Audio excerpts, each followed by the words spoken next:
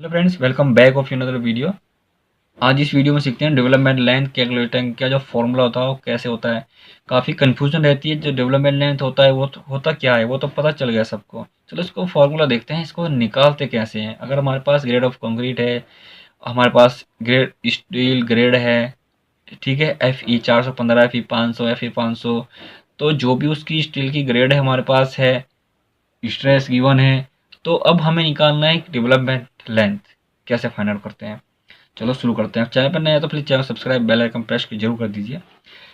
तो development length of the stress in reinforcement, reinforcement आपका concrete के अंदर जो स्टील प्रोवाइड कर रहे हैं उसको देखते हैं एलडी कितनी आती है। फॉर्मूला IS कोड 456/2000, जैसे क्लोज खोलेंगे 26.2, तो आपको इस पे जो पॉइंट्स है वो मिल जाएगा डेवलपमेंट लेंथ के बारे में। तो द कैलकुलेट टेंशन और compression in any bar at any section shall be developed.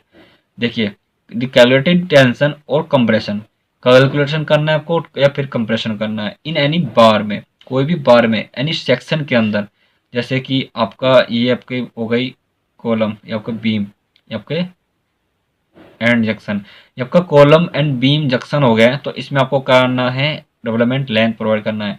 तो ये आपका टेंशन हो गया, या टॉप वाला कंप्रेशन।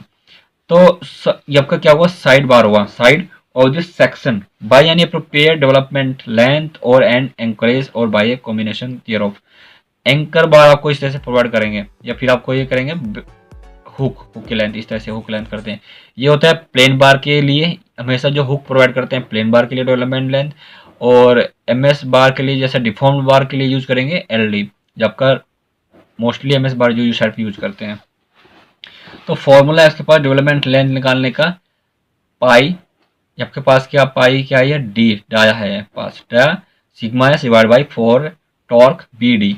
तो ये क्या है, पाई क्या शो कर रहा है इसमें, nominal diameter of the bar. Sigma इस क्या कर रहा है, stress in bar at the section considering at design load. Design load ये आपका कंसीडर करता है सिग्मा एस। तो टॉर्क BD क्या है आपका पास, design bond stress, design bond stress. ये भी आपको क्या हुआ, सभी टेबल में गिवन होता है। तो एग्जांपल देख लेते हैं। तो पाई क्या है, 16 मिलीमीटर का, सपोज कीजिए 16 मिलीमीटर का बार यूज कर रहे हैं। सिग्मा एस ले रहे हैं 500 का, जैसे कि FE लिखा रहता है, जैसे कोड पे जाके आपके पास ये बार है तो वहाँ पे आपको लिखा रहेगा यहाँ पे 500 SD या फिर 500D, ठीक है। ये आपका लिखा रहेगा TMT।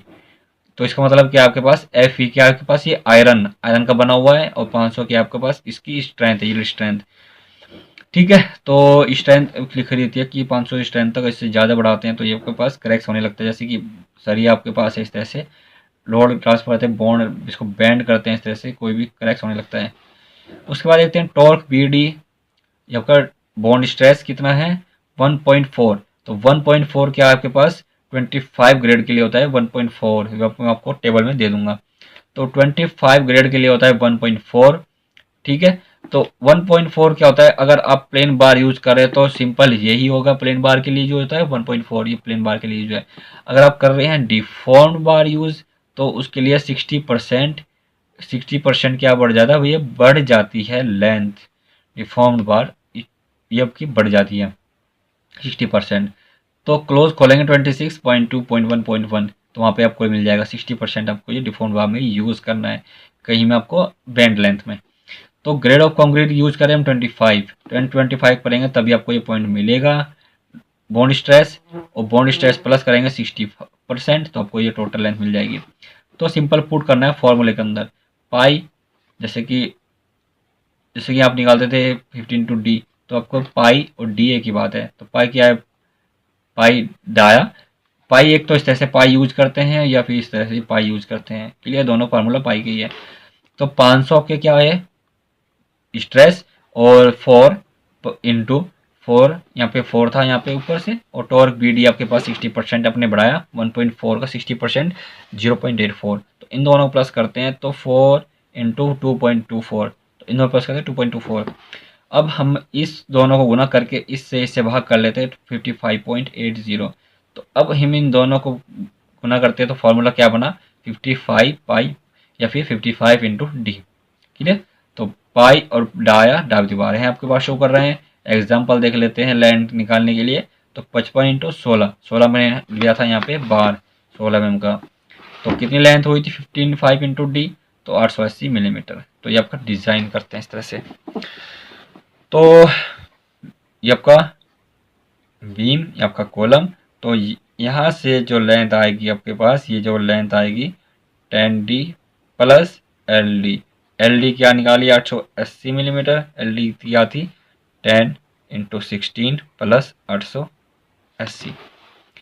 इस तरह से जो टोटल लेंथ आएगी आपके पास, ये आपकी डेवलपमेंट लेंथ आएंगी। अगर आप यूज कर रहे हैं जैसे कि कोई आपकी बीम हो गई, बीम जंक्शन हो गया, बीम के अंदर आप यूज कर रहे हैं, तो वहाँ पे जो क्या लेते हैं 15 इंटू LD से कम नहीं लेते हैं, 15 इंटू डी या फिर LD। ये भी आपके पास जो लेंथ होती है LD से कम नहीं होनी चाहिए।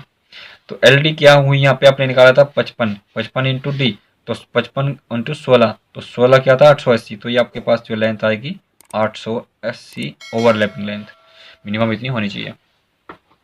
क्लियर। तो thanks for watching this video, बने रहे हमारे साथ, मिलते हैं नेक्स्ट वीडियो में।